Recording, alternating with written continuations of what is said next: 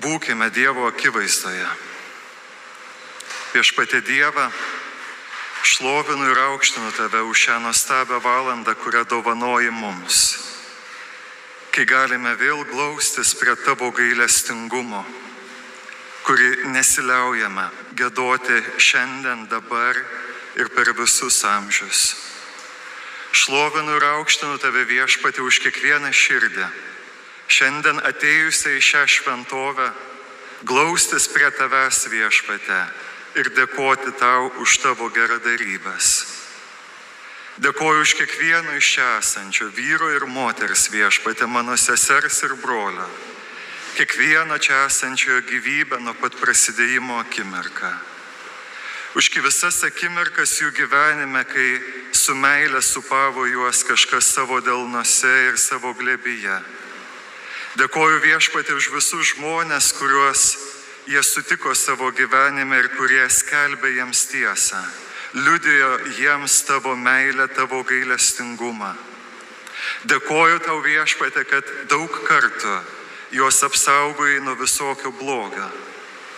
Ir dabar, Viešpatie, meldžiu, ištiesk savo galingas ir mylinčias rankas virš šių savo vaikų, savo mokinių.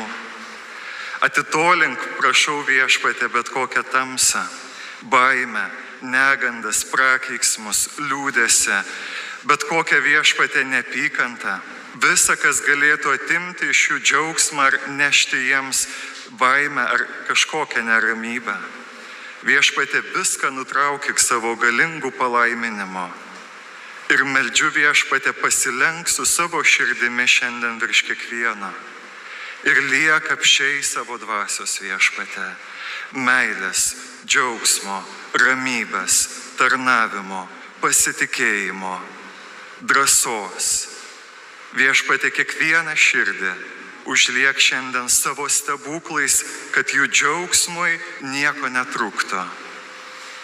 Tegul jie bus Tavo mokiniai, Tavo apaštalai, Viešpatie, Tavo darbininkai, kurie ten, kur gyvena, ten, kur dirba, ten, kur keliaus, Viešpatie, liudytų, kad esi gyvas, esi prisikėlęs, esi gailestingas, kad lieki su mumis dabar ir per visas dienas iki pasaulio pabaigos.